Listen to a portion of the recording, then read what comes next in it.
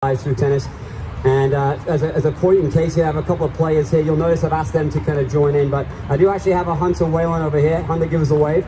This gentleman has come back into my coaching world and emphasizes what I'm talking about here. I used to coach him at the Saddlebrook International Tennis Academy as part of the ITF team from 12 to 18 years old. 4 years we spent working together, those 4 years out of 13 to 18, and now he's back with me, reconnecting, and now he's a 20-year-old back on the tour. We're trying to help him get his professional career, so I'm very honored to have Hunter here, but I've coached this gentleman since 13 years old, and now I'm back. So that's part of my journey is to sharing my making better lives through tennis, and hopefully, that is a good example of that. So I'm pleasure to have him here. The second thing that I want to share is that my true belief is that growth is achieved better through greater collaboration over competition. So I want this to be covered. I truly believe that as collaborators, we work better together. So I'm really honored to share this and meet you all this week, and really hope that this is a collaborative effort where you can take some of these ideas, because all the things that you're going to see to me are actually not directly from me. They're being stolen, sponged, or through the world, the experiences I've had in the tennis world. These are examples from some of the greatest coaches, some of the greatest players that I've had the pleasure of working with. Now, what I'd like to do is have these guys here warming up while I'm continuing my introduction. So guys, they're going to start off here. You'll notice these guys here. I'm very big on creating fundamentals. So what I want to do is I'm asking these guys, now you may see this drill. If you haven't, I call this the Novak Djokovic drill, kind of a famous tennis player. But this is the drill, you'll see him and Dusan Vemic on a YouTube video if you want to highlight this. This is a drill that I do with my high performance players. We do have the honor, we have Josh here today and Anton, two college players, and we have Patrick here as well, Steve Sun. So we've got some high performance players here. But what they're doing is a woman, and this can apply to multiple levels. This is a simple version. These guys are doing a Novak Djokovic drill. I'm asking them to do that because I want them to have their fundamentals warmed up. To me, it's more important to have great fundamentals than great technique.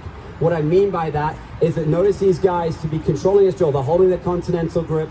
These guys are in an athletic position, and they're doing three fundamentals. Now, what I mean by fundamentals is, number one, creating time and space, okay? Regardless of your technical level, the importance of creating time and space is irrelevant of technique. And so these guys are working on this drill to create that time and space early in the warm-up. The second thing, getting into position, being balanced, making sure that they're hitting the ball where they want to hit it with good balance. And that is part of the second fundamental, is making sure you're hitting the ball where you want to hit it, not letting the ball play you. The third fundamental you're seeing is the ability to stay on the ball. We're going to talk about how these players are staying on the ball, because they don't just hit, and what happens when you hit and pull off? You lose control. So these guys are training that fundamental of staying on the ball, staying committed. Notice where they have to hit with their weight going forward. Also, what is the wrist doing to make contact? In a continental, to control this ball like ping pong, does your wrist have to be relaxed or tense? Relaxed. Okay, so it's getting the body so the wrist and the upper body can relax. So again, these guys are just doing this drill. Guys, can you just show them the advanced version of this? So this is the basic version, but these guys now are going to step in where they're doing it a little bit quicker. This is a little bit more for advanced play. You'll see pros doing this. You can do this in full court for more movement. Obviously, I've got two half-court players here. But the guys are just doing this as a warm-up drill, working together. You can make this and play competitive points as well. So there's many progressions and regressions of this drill. But again, it's just a good, fun drill that these guys can warm up. You see having a lot of fun. And all these guys are doing this to warm up. I've actually done this with Lisa Stefani. I had the pleasure of working her with her professional career. And she came to play for the Indian Wells in practice. She was at Pepperdine visiting, and this is the drill she starts off with. Something we did years ago at Saddlebrook. She's still doing this drill today to help with her professional career. And she's currently top 10 in the world, 6 months injured right now, but this is a drill she's doing still to this day as a warm-up. Anyway, so these guys are going to, so what I'm going to do now, okay, I'm going to now go back to a tennis and movement drill, but I want to give credit to where it's due, is that I'm simply sharing in this first presentation, sharing my belief that success in the modern day game requires great movement. I had the pleasure of working with the LTA, the Lawn Tennis Association of England, alongside Jez Green. Jeremy Green is a very world-renowned movement coach specialist who worked with multiple top players in the world. Andy Murray, Sasha Zverev, Dominic Thiem, the list is endless. But early in his coaching career, I got the pleasure of working alongside him with the LTA, and I'm implementing some of the drills. So what you're going to see today is me doing a drill series, is a lot of the stuff that he has designed, because I want to share a little story, is that the key to moving well, okay, is actually balance. We talked about balance, but the key to moving well is to actually do it instinctively. So I'm going to show you some drills today that we're going to do here, But the goal is to get these players at every level to move instinctively. We do not want to think. Thinking takes time. Thinking is not good. And that's from an applied sports psychologist. We do not want to think. It takes time. We want to train our players to move instinctively. So even though you're going to see some movement drills, the goal is to train them so the players are doing them automatically, doing them instinctively well. Okay, but I'm going to have these guys go to start with. So what I want to do is actually need a volunteer. So guys, I'm going to have you give yourself a little water break there, give you a little breather. We're going to go and meet on that side here, but I need a volunteer first. Mr. Remind me first, James. Yeah, James, can I borrow you? This guy looks pretty athletic. I picked him out in the crowd earlier. James, you come here. James looks pretty athletic here, so I want to help describe. So first of all, you guys just take a minute to break. We're going to meet over there. What I want to do is I actually want to just discuss what movement is. So just to bring some topic to this is we're going to talk about the balance and the testing of balance. So Jez Green once asked Carlos Moya, who was the world number 2 at the time, how he defines the importance of movement. And as Alistair highlighted this, Carlos explained that balance was the essential ingredients to great movement, which is critical to sustain performance at the highest level. Carlos Moya, pretty good guy to learn from. So this is something of his, but what I want to do is I want to break this down in a simple way. So I have a methodology about how to teach balance to every level of player. So I'm going to ask James here kindly. So I'm going to say there's 5 levels of basic balance. So James, I'm going to ask you to stand with your feet close together, please. Okay, and just stand to the side. Now what I'm going to do, this is what I call level 1 balance. Let's me push him over. Okay, yeah, he's pretty easy. So pretty good athlete there. That's level 1 balance. Feet close together, not exactly a very good position. Now, level 2 balance. Now I want you to feet shoulder width apart, but I do not want to use the ground. I want you to simply spread out at a shoulder width apart. And now without putting any loading in the ground, so I'm going to push you over. No, you can't push against me. Just keep your balance there. Good, so that's level 2 balance. Noticing that he's in an athlete, is in a wider position, but he's not really in an athletic position. We see that a lot. That's level 2 balance. Now, I'd like him to do the same, but now I'd like to put 50% of weight on either side of your legs. Okay, so now he's loaded. He's got an equal weight, 50% balance, evenly balanced here. This is level 3 balance. Ready? Push him over now. Good, but level 3, better, stronger. That's level 3 balance. Level 4 balance. Okay, now I'd like you to put 80% of your weight on this leg here, 20% on this leg here, and you're going to load 80% of your weight here. Now I'm going to push him over. Okay, tough. Let's switch that to the other side in case you're hitting off the other leg. Okay, same again. Too good. Now that's not me being weak, that's him being strong. Okay, so 80% of his weight, he's in level 4 balance. Pretty good. There is a level 5 balance. So level 4. Now, question for you. At what level of balance did you feel effective? Yeah.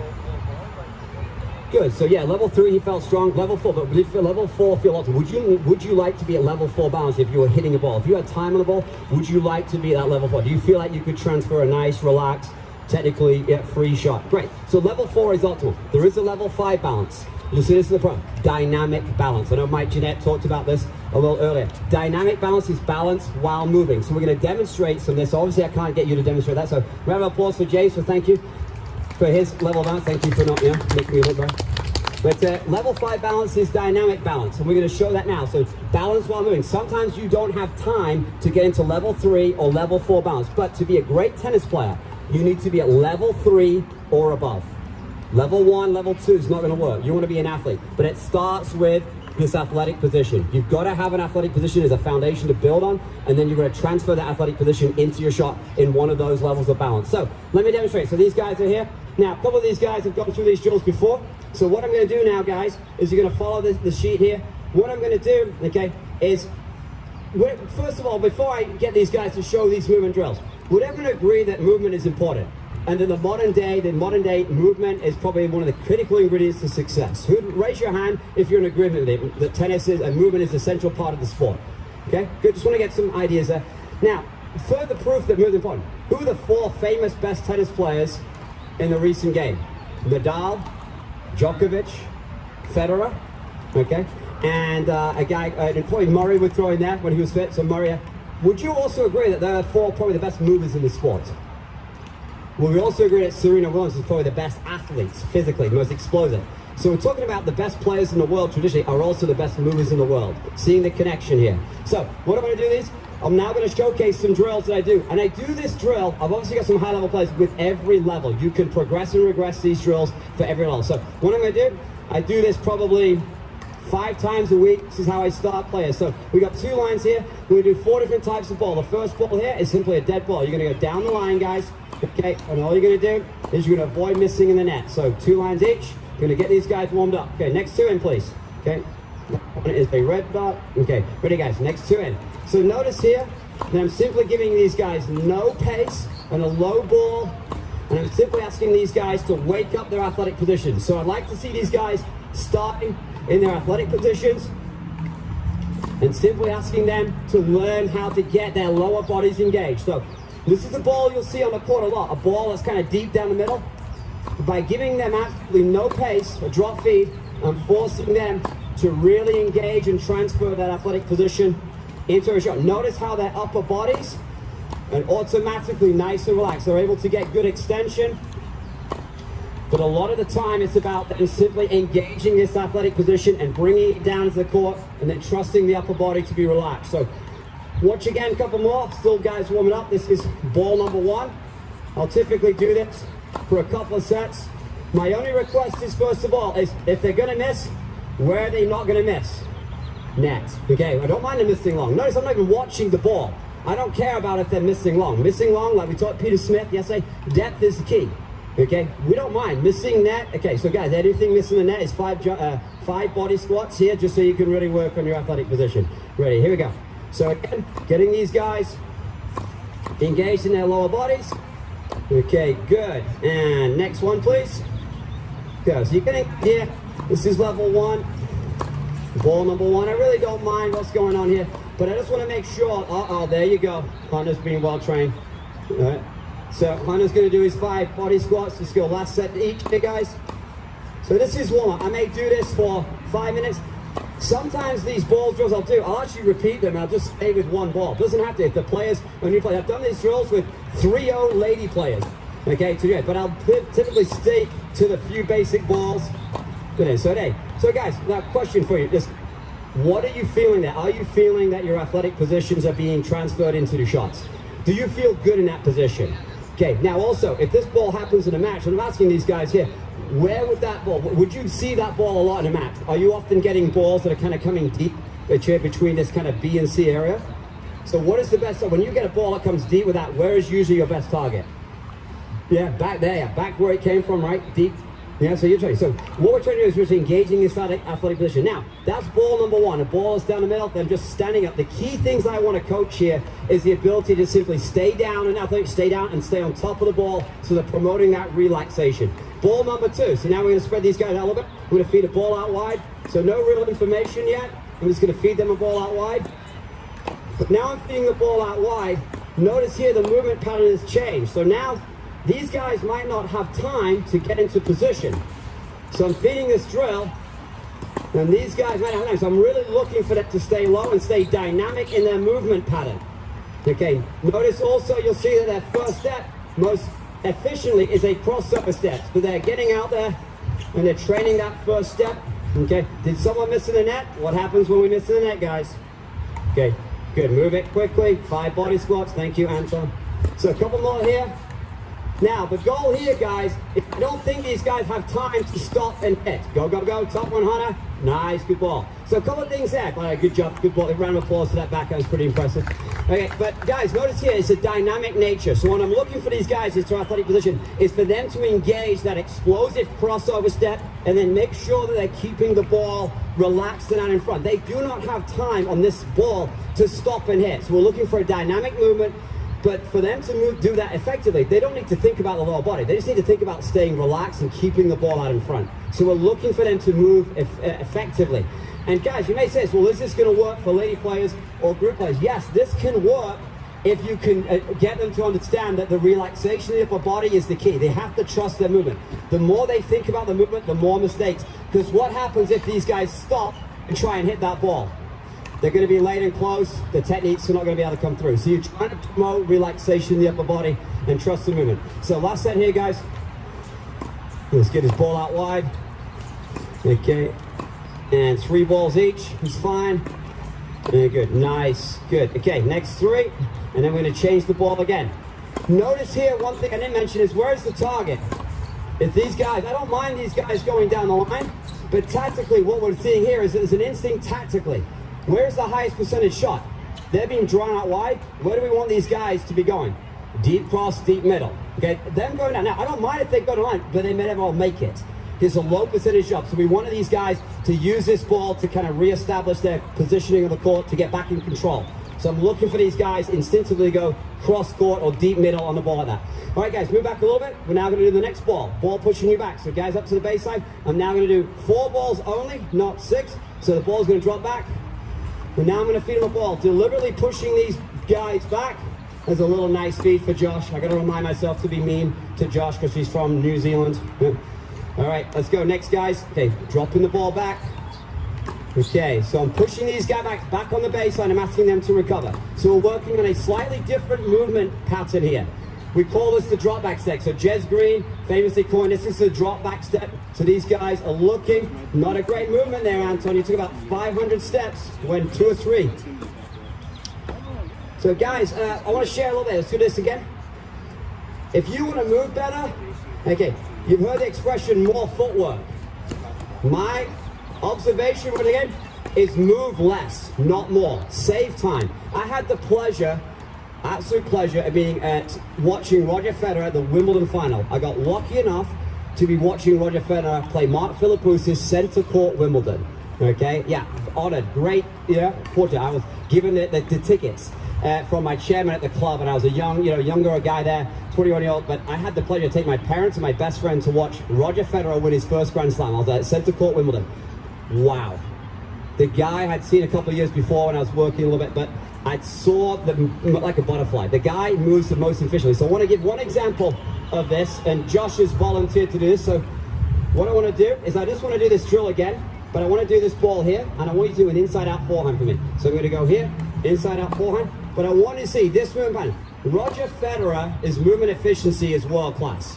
Okay, and that's why he hits so many forehands on the second ball. I think it's the statistic Michael will help me. 87% of second balls that Federer hits is a forehand. Because his movement is so good. He's so early with his movement. But Roger Federer moves less into it to create more time. So what he's seeing here, quick example, is that when Roger Federer goes here, most players will get to here and they'll take 1, 2, 3 steps to get inside out. Watch Roger. When he's here, boom, 1, 2. He's there in the last step. So Roger Federer is one of the best movers in the world because he moves less, not more.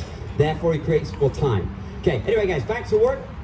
So what we're going to do there, we're going to do the same ball again. Drop back. Okay, and then recover. Drop back. Okay, good. So what I'm looking for here, guys, is I'm looking for you guys to have a little bit more efficiency. So up you go. I'm looking for you guys to have a drop back and a crossover step. So this ball is pushing them back.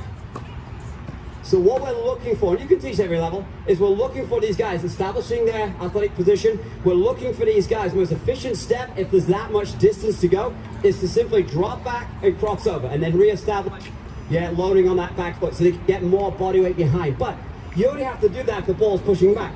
If the ball is not deep, there's nothing wrong with simply dropping back and shuffling. This is the most efficient step possible. But if the ball is pushing you back, a drop back crossover is the most efficient one. It's going to help them get body weight and get the ball to come up where they can attack and get the ball. So guys, question for you, where is your target here? If the ball is pushing you back deep middle, where is your target? Deep middle, heavy. They're trying to recover their court positioning. So they're looking to go deep middle, trying to recover their court position. Everyone agree with that? Everyone on the same page there? Good. So, like to do this, but again, my second question is, and this is to you guys, when you're doing this, when you're moving efficiently, what's the most important step? Is it the drop back or is it the crossover? It's kind of a trick question. My personal belief is it's the drop back because it's the first step. If you get an aggressive drop back here, what's automatic? The crossover is automatic. Okay, so it's the most effective shot. The first step is always the most explosive, and that's not me, that's Jez Green. Okay, that's good. That's coming from him. Okay, right, guys, we're going to move on to the next ball now. So we've done a ball down the middle. We've done a ball out wide. We're going to do a ball deep ball. Now we're going to do the next one. We have missed the ball out here deliberately. There is a ball I think was talked about where you're kind of doing a semi-open here in the deep. I'm kind of deliberately missing that just to kind of save time. I want to do the short ball here. So you guys switch sides, please. I only use 4 balls this time. So guys, now we're going to do the short ball. So let these guys do the ball first. And what I'm looking for here is these guys are getting back. is they're hitting the short ball. Again, so now next two in, 2 balls each. But what I'm looking for these guys to do is to treat this ball like it's an approach shot, like a shot. So I'm asking these guys to go all the way to the white line. So after they've hit, it is important. I want these guys to go to the white line so they're naturally transferring and going forward. So do this again, guys. So it's a short ball. Okay, going all the way. And the goal here is to be unrestricted with the upper body. Now, again, what is the movement pattern that we're trying to encourage when they're coming through here? It's not stop. Now, if you've got open court, your opponent's off the court, I have no problem with you sitting here and trying to load and just put the ball away. But the goal here is to take time away from your opponent, is to be dynamically balanced so you can move through this line and then naturally come in and then finish, yeah, with your movement and finish in the front third. But this is a transition ball. So I'm asking these guys to hit this ball like it's an approach shot. So guys, again, make sure on this ball that you're moving through the ball and you're having an unrestricted upper body. I do not want to see that you're stopping it and you feel like you're cramped. So give yourself some freedom to hit this ball. And again, move all the way through it. Also here, I like this got brought up earlier, is where is the best target for the approach? Can I get some answers from the crowd, please? Where is the best target for the approach? Throw some answers out. Yes, raise your hand, I'm going to take some answers. Good, all the way through. Yes. Where's the, yeah, one here? Down the line. Down the line. Cross court. Cross court. Any other answers? Yeah. Huh? Drop shot. Drop shot. Where else? Any other answers? Weaker side. Pick your side. Weaker side. Great. Lots of good answers here. I agree with all of them because my answer is, we'll hear a lot of coaches say, I like this in most players, a lot of high performance coaches have heard it, go down the line. Okay, approach down the line. I don't mind that. Okay, but the better answer, again, is what is your first instinct?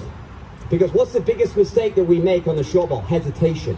Or we stop and get caught. So the real best is, what is your first thing? Because other times we're down the line. What if the guy's stuck and is still caught in that down the line? Going down the line right back to them might not be the best. So it's really, where is your first instinct? Where do you see the open court? Where? But I don't mind down the line. I rather prefer the answer of what is your first instinct on the approach. Okay? So I think this, yeah, that's kind of is, I agree with everyone else, but I think trust your first instinct because you have more time. All right, last thing, guys. So now we get to have some fun. I need one player at a time. We have the fun. This is the last drill of the finale. So we're going to go Hunter first. Let's go Missouri.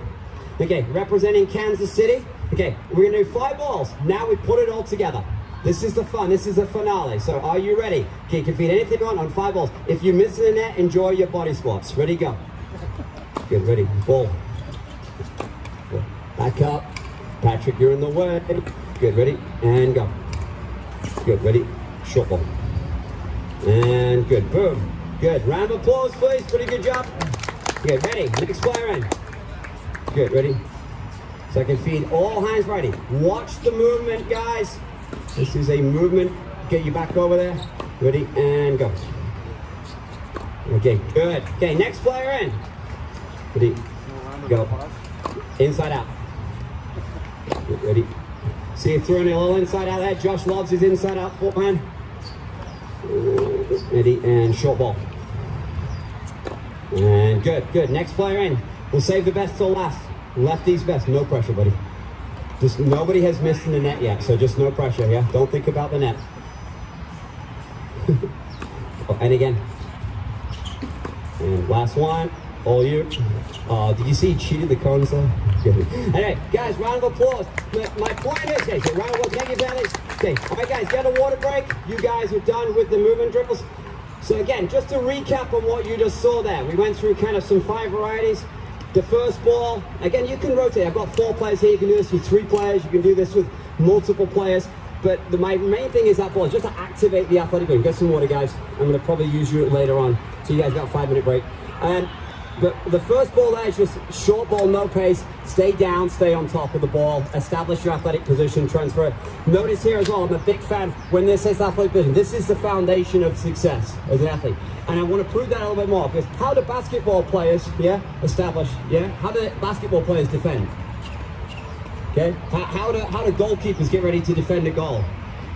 Every sport has an athletic position, and the best players in the world do it better. Okay, so make sure that you're starting with that athletic, and that's why I do that first drill to start with. But also, I'm not losing anything with the creation of time. So when I'm here, Okay, I'm still very early. The preparation is key. It has to be synchronous. I know there was some other concept, but yes, creating time. We don't have time. We need to find ways to create time. So when I'm doing this, I like to use the turn and load principle, but I want to make sure that you're activating your upper body and lower body to transfer the athletic position. Okay? All right, so you've seen those drills. Again, the 4 varieties, the out wide ball, the crossover step, the dynamic movement. Key is to keep the ball out in front. On the pushback, we're looking for them to go drop back in crossover step where they're trying to hit the ball. I like to use this example, and I usually like to ask this to gentlemen, not to ladies. How much do you weigh? Oh, I'm 150 pounds. Okay? All right.